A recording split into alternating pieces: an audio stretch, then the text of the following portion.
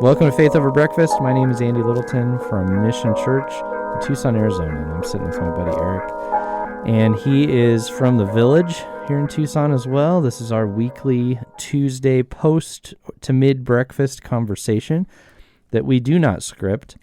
You're invited to the table with us. That's the concept of this podcast. You get to sit down, hear two pastors work something out. And so today we talked about, Eric, how would you describe it?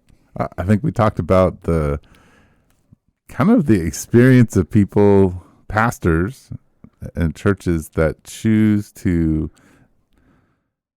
do something different and distance themselves a little bit maybe from the mainstream church in order to reach people who might not go to the mainstream community, but also maybe to be more authentic to the person and the people that they are in community with.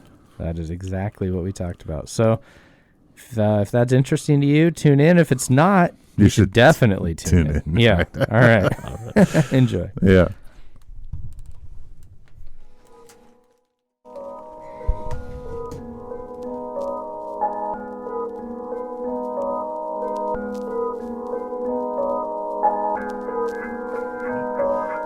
It's called masks. Less breathing into the microphone, probably a good thing. It's probably a good thing. Yeah, it's probably good. Hey, well, Eric, if our sound sounds just a little, if you're like, ooh, they put a cool new filter on there, we have a mask on. We have masks on. We're trying to be a safe day, and we're starting late, so we got to jump into this, man. Yep, let's do it. Okay, so we just out front of your church here, we just had a little bit of what I was thinking was getting into an interesting conversation. All right, let's just jump into that interesting conversation then. So this is something that somebody said to me at the church the other day was, and this is a co-leader, they just said, look, I think it's really important, something to this effect. I think it's really important for us, if we're going to do the ministry God's called us to and reach the type of people God has really impressed upon us that we ought to reach. And for us, that there are a lot of categories for that, but we especially think about Midtown Tucson, and we especially think of those who are, open to faith, but church culture doesn't fit. They don't get it. They don't feel comfortable there, but they're open to that conversation. Or maybe they're dipping their toes or trying faith for the first time, or people who have been disenfranchised by the church. They've been in it, maybe they grew up in it, or they've been in it for a while, and they're seeing the holes in it. They're uncomfortable. We want to be a church where those people can come and can be honest and work through their struggles. And so he said, we're going to have to distance ourselves from the rest of the church. And what he meant wasn't in our faith, or I know this, and he is the type of person that works together with others, but he said, what I believe he meant was we're going to have to make it evident to people from the onset that we don't do some of the things that some of these people do, and we don't feel the way some of these folks feel, and that you can really come here and have these conversations with us. It's different. It's different here. So I threw that out, and you said, I've been doing that for 20 years. And I said, what's that been like? Well, let's just pick it up right there. Let's pick it up right there. You've been doing that for 20 years. First of all, why don't you tell me how you came to, I'm sure you phrased it different, but how did you come to decide that you needed to do something like that? Well, I think I felt like the church in general didn't leave a lot of room in a political space for people to enter in and wrestle, and from a social space, so how you interact in the world, not a lot of opportunity for conversation. So you had to kind of fit, if you were exploring faith and you wanted to enter into church and have a conversation, you were going to run into a lot of people who were going to tell you were wrong. And so you would have to check a lot of boxes before you could come in and be honest. Right. Or even feel not really awkward and uncomfortable. Right. Yes. And not judged. I think probably 20 years ago, the big word was not being judged. Like, sure. For exploring faith or wrestling with faith or, having a different, like starting at a different political position than everybody else, or believing some scientific things might challenge the Bible potentially. Yes. So these kinds of things, we tried to distance ourselves from them. Yeah. How'd you do that? Well, in some ways we had to distance ourselves from people who were our brothers and sisters in Christ. And that's like on the that outside. Sounds terrible to say, right? In a way. It is, but some of it was we were trying to form a new language, and to form a new language and a new way of talking about faith, you have to leave the old way for a while and talk about it, and discover it, figure it out, because right. Part of it is a lot of us who started the church came from out of that world and didn't feel like we belonged there anymore, but we didn't know how to talk about God or faith or any of those things really in a way that was so you kind of had to learn and distance yourself, not because you hate these people, not because you don't even agree on some core stuff. I would say early on there certainly was a judgment coming from our part, which wasn't right, but was a motivating thing. Sure. Like, well, these people have obviously got it wrong, or they've gone down the wrong road, and we need to be a corrective. And when you're young, you tend to have a little bit of arrogance to you about how that is, which can already. So it's not just that you're distancing yourself, but you've become what you dislike, but you've reversed it in the other direction. But that didn't really come to our, we didn't realize that for a long time. So, right. Yeah, I think I could see that. Don't you think that's probably, I'm kind of a church history guy. I feel like that's happened over and over and over and over and over and over. Like this, they're always kind of new movements, new versions. Often they start out a little arrogantly, but then they're also usually onto something. Yeah. And then they usually kind of taper and moderate a little bit as time goes on. So there was a little judgment, but you didn't. I'm saying you weren't saying those people definitely aren't Christians. No, we were not saying that at all. Yeah, you were just saying we think you've gone down the wrong path. You've made some decisions. You've embraced some things you shouldn't have. We have a different way. We have a corrective. There are things we can see that you can't see. Whatever. And you formed a new community. And to do that, if you'd done one of those church launches where you took 30, 40 of those people out of one of those churches, you couldn't have done this. No, you couldn't. Because they would talk the old way. They would assume the old things. They would, Right. You're basically just making a smaller version of the bigger church. Right. And then hoping that it will grow so you can that I envision when it comes to church planting is more like, the trees that drop seeds and then little trees grow up and then those trees drop seeds. This was a different kind of church planting. This was going into a field where there were no trees and planting a tree and hoping that someday it would grow big enough to plant its own with a new way of talking about God and engaging God. And, from the simplest things in our church, where people would come early on because they'd hear about us a lot, because back in, 2001, nobody was doing anything creative or innovative. I mean, there were a few of us. I was just trying to finish high school, man. Sorry. And so people would come to see what we were doing. Yeah. And a lot of what I would hear from people who would come from those churches, at least in their first few weeks of experiencing it, would be like, wow, this is really great. This is different. I really want to be in something like this. But could you play music that's more like the other churches, music I recognize?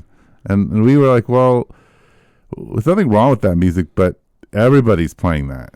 So you can go, music is just one of them, but it's like you can go get that anywhere. This is different, and we're trying to figure it out together. So it's going to be different. Like everything's going to be different. How we do kids, how we talk about God from up front, the way we preach. So we did lots of experimental things in preaching. We did a lot of experimental things in discipleship. We started using different language to describe what we were doing. Yeah. In those days, we try. Our services were sometimes an hour and 50 minutes, 2 hours long. Yeah. There were no kids except my own, so it was really not. It was fine. Yeah. Yeah. And do you regret that? I don't regret it, but I also feel the impact of it. I think that, we're not. Like, I envy your connection because there are more people at your church there fits with now. 20 years later, there are more kind of alternative communities or ones that at least can speak the same language. My experience was that I would end up sitting with a bunch of pastors, and I always felt like, and I began to understand what people who speak foreign languages and try to come and be part of different pastor groups or different communities. You're like, except it's more like I was like, we're saying the same words. Like, I understand your words, but when I say them, I mean something different.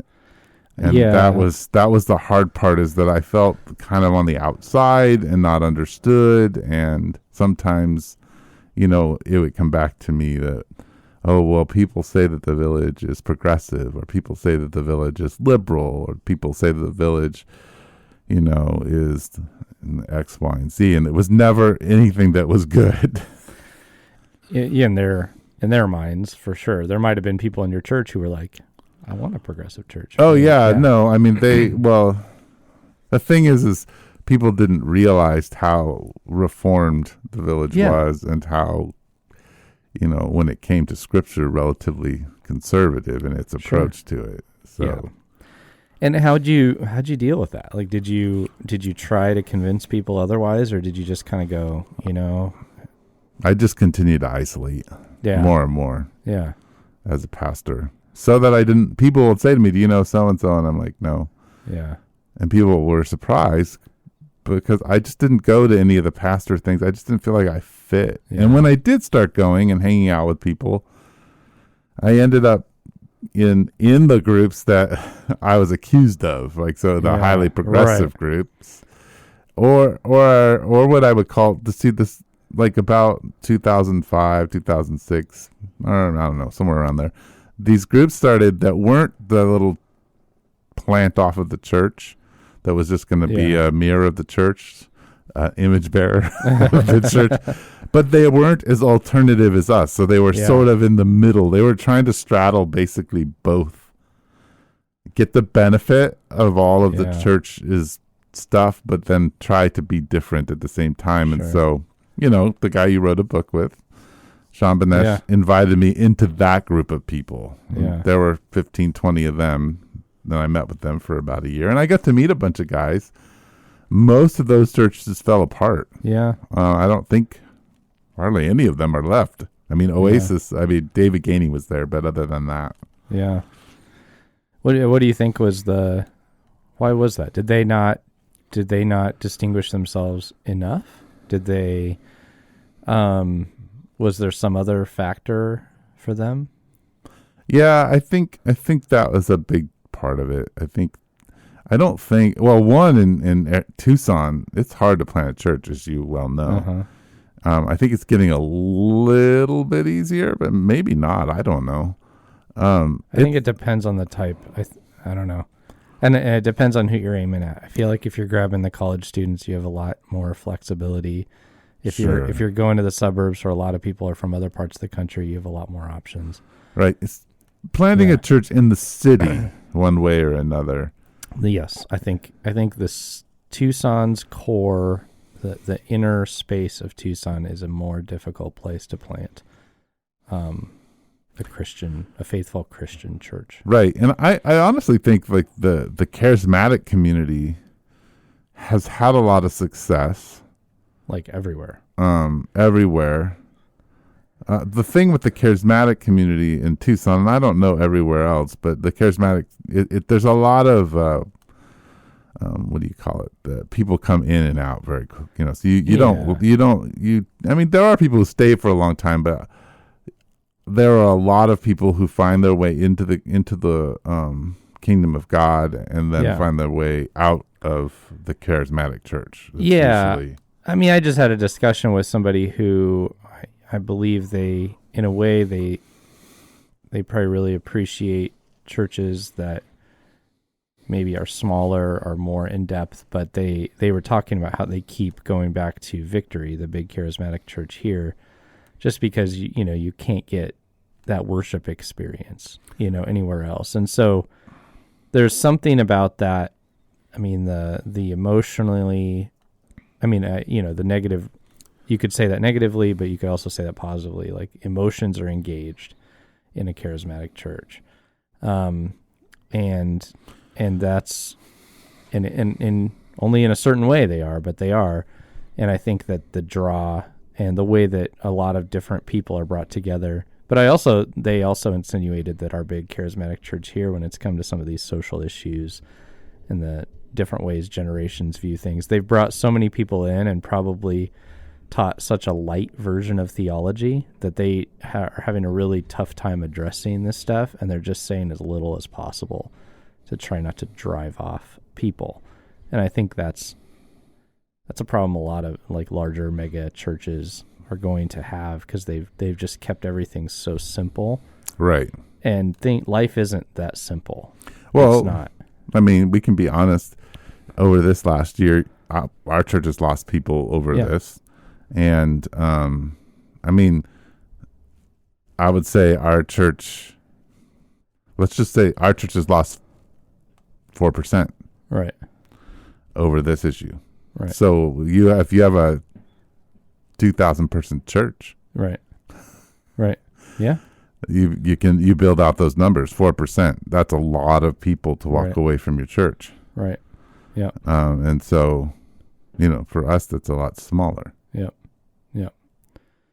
Yeah. Anyway, so that's. But I would like to go back to the worship experience, because I think that was a big thing that we were trying to step away from, because what we felt with the people that we were working with and meeting with weren't looking for that worship experience. They were turned off by the emotionalism. They were turned off by the extreme kind of thing. And what we found was that Christians who were looking for something different were also wanted to have the emotional worship experience. And so when you ask me why churches failed, those ones that we were meeting with in the mid 2000s, was because they were all trying to produce a worship experience.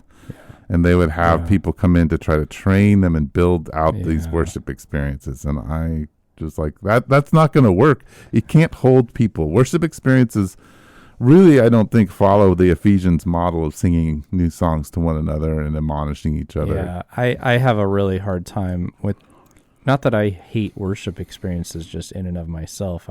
When I was younger, I connected with that. But as I've kind of grown and looked into the scriptures, I'm like, I just don't see this as I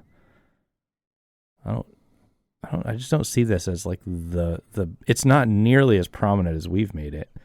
I mean, I see temple musicians and all that, singing. Yeah, but yes, they are. But I don't see what we've created in here. I think this is, and I'm not ready to say, oh, it's all wrong or it's bad. But at the same time, I think we've really made it far too prominent. I've told several people, they've come to me and they've talked to me about various churches they're looking at, and they always talk about music. And I will say to them, the music at the church should be at the absolute bottom of your list of reasons you do or do not go to this church. It should be really low. You should be looking for, teaching. You should be looking at the relationships that are present in this church. You should look at their genuine commitment to the person and work of Jesus Christ. You should be looking for probably a healthy church structure that's going to sustain this church, and that it's governed in a biblical, meaningful, personal way, that they actually do what they say they're going to do in the way that they run their church. And most people don't look for any of that. They start with really great music. Right. Or they start with what programs does my child. Yeah. Does this have good programs for my kid? Those are those two. Especially if you're already a follower of Jesus. And that's really like not necessarily the target that we are looking at. I mean, and we have struggled with this, I'll say, because we've explicitly stated that is not who we're trying to reach. Those people have all the other churches available to them. Right. But we continually slip back into those people are always bringing stuff up and hoping that this is going to happen. And we always, because we care about those people too. And the ones in our community. In your community. But we slip into wanting to do it for them, versus sticking to like, no, we're doing this for, if you're with us, we're doing this for others. Right. And I feel like I've kind of changed. Like, I probably wouldn't say anymore, look, we're trying to reach people who are either seeking God but aren't followers of Jesus, or who are new followers of Jesus. I think we're looking for people both who are Christians and not Christians who want to be disciples, who want to make that shift, who want to actually become learners of Jesus. And so they're willing to have everything changed and be pushed and shoved, like they don't want to be stagnant. I think that's what we're trying to reach, is those people who want to seriously. And that's a refinement of how you start. You started with thinking about postmoderns, and you were going to bring them all in, and right. And then you probably brought a couple in, right? But then, well, it turns out everybody's postmodern. Yeah, it is like it does absolutely. Right? Yes. If you grew up in the postmodern era, you think much more like that than you realize. Yeah, that's the crazy part of it all. No matter how churched you are. Yeah. Which has just become extremely evident to me in the last year, especially. But. Right. So you brought some of those folks in, but you focus more on like who you're like, we want to do a deep level of discipleship, and there are not a lot of people who are really in for that, ready for that, or, looking for that. So you're more saying those are the people if they want that, we're here and that's what we're going to do. And if they don't want that, then that's okay. And go somewhere else. Yeah. Yes. Okay. Yes. Yeah. So, I think the cool part of watching you over the year, and I'll just rewind for a minute. The one thing I like, people don't realize, like, what we have in common when it comes to worship, is that when you planted your church, you had the band in the back. Yeah. And our church did too. And this is partly because both of you and I are like, hey, we don't want these people to be the center of things. We want them to be part of the worship. In fact, when early Midtown, so before... I need to clarify that's no longer... No, it's not. It was something we laid down for the sake of the merger, but it's important value to you. I miss it, yeah. And I love, because the one thing I really love about going to your church when I visited a couple times is because it was in a small setting. Your band was really literally it was never really more than 2 or 3 people. Yeah. And I don't ever remember there being drums. Maybe there were drums. Were there drums? I wasn't there enough to know. Not like a kit. Yeah, it was just maybe hand drums or maybe. But anyway, it was like in the audience. The idea was we're all in the band. Yes, it was so cool. Yeah, so cool. I loved that. Yeah, I think that was one of those things that many people have been like, that was weird, and I go, do you think that's an insult? Like I loved that. I loved that you walked in and went, this church doesn't feel like normal church. What's happening here? And I got to explain. I got to explain to people, we're all here to worship God. The music carries our voices as we worship God. So we're doing this together. It's not a performance for us. And people go, oh. And then they either, they were into it or they weren't. But I miss that. I miss that distinct thing we did at the time. So, and people at my church know this. This was one that, when you do a merger, if everybody's not laying down something that they like, you're not doing a merger. Right. Yes. And that was one I had to lay down that I liked. but I think it was the right decision. Right. Yeah. Yeah. But anyway, to go forward, watching your church, I like the fact that you are able to interface with a lot of people. I was not able to do that. Interface with a lot of church pastors and other communities. Yeah, I do. I mean, I wouldn't. They're not guest speaking. No, they don't come church, to your church. And there are reasons. There's some of these people that I've gotten to know who I would have come and lead at our church, because I've learned that they don't carry some of the baggage that I would be trying to keep out. Some of them I like very much, and I probably wouldn't have them come and lead, because I think it would set a tone that we're not trying to set. I think in their church it probably works. It's probably exactly what people want, but in ours it wouldn't be a good fit. But I've been grateful to have those relationships. I have, and it's good.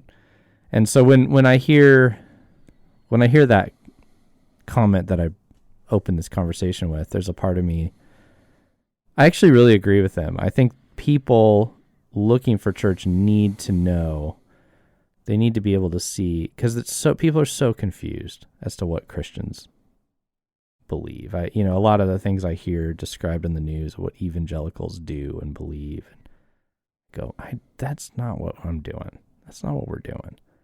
And I want that to be seen and known to some degree. But I also don't want to be cut off from the broader expression of the body of Christ. And also, I think I don't want our influence to be lost. I've actually thought about this in your case. I don't want your influence to be lost, and vice versa. I don't want their influence to be lost on you. But I think having you become a part of some of those gatherings of pastors, I love when you and Rod speak up and just have a completely different angle on things.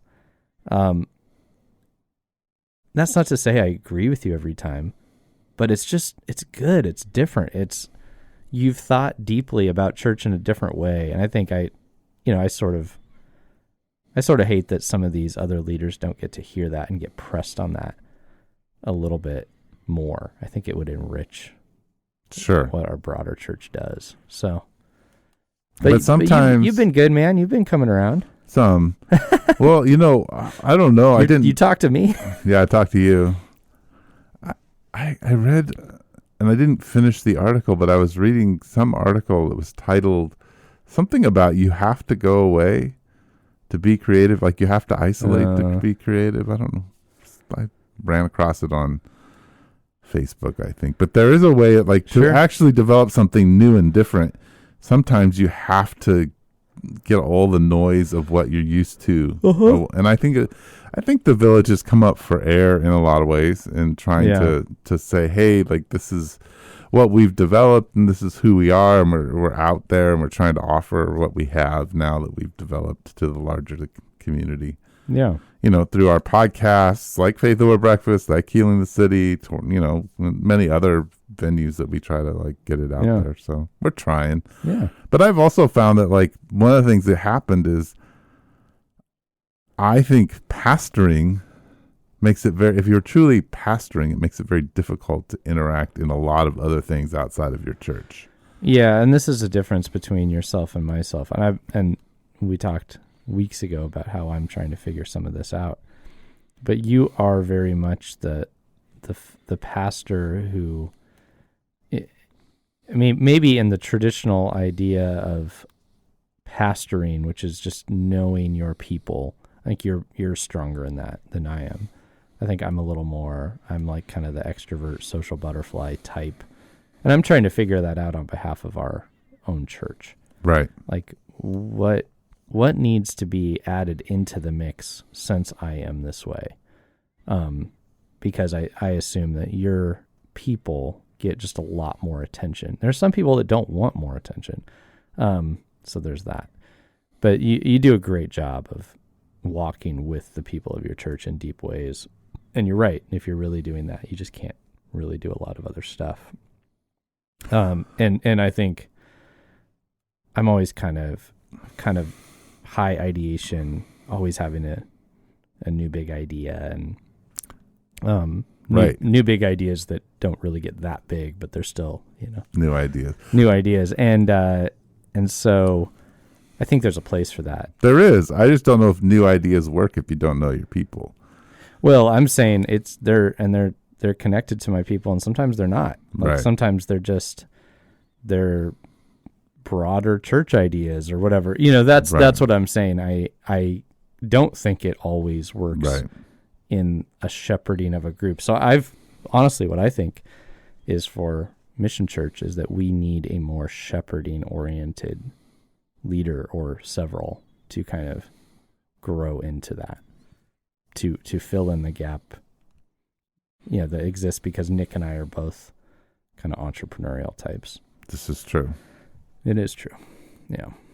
So, yeah, interesting. Well, it sounds like it's been a good journey, but a lonely one. Yeah, in certain ways to distinguish yourself from the church. It is in some degrees, but people. The other thing I find when I do go back out and talk to pastors, is they're lonely. Yes. Oh man. And I'm not. No. Yeah. Because I have a community of people who ask me as hard a questions as anybody else, keep me accountable, and I'm on a team with, and we have a collegiate experience together. It's true. The pastors I know that are doing, where when people go to churches where they feel like, oh, this is just good Christian church and no wonder there's 500,000 people here. I feel like their pastors are often very lonely people. Yeah. So that's not a good sign. No. Yeah, I'm not lonely. Either. Right. You have you have a big elder board that's like on board with you. You've got 3 pastors total on staff. And they're not just staff members, they're my friends. Yeah. Which makes it harder when there is conflict. Yeah. but good and rich. Right. But I'm definitely not lonely there. No. And we have some friends and some good family, and I think, and other pastors. I mean, I count you among one of my closest friends as well. And we tend to talk about these kinds of things. And right, I'm not the guy that you come to process some of your deep inner stuff usually, because you have that. Right. But yeah, I really feel for lonely pastors. I think there's a lot of them, and I think a lot of their people love their church experience and don't know their pastor doesn't have friends. That's unfortunate. Yeah. Well, hey. I think we did a podcast. Podcast has been It's done. not on Thanksgiving. It's not on Thanksgiving, which is fine. But you should give thanks. Yeah, give thanks for non-lonely pastors.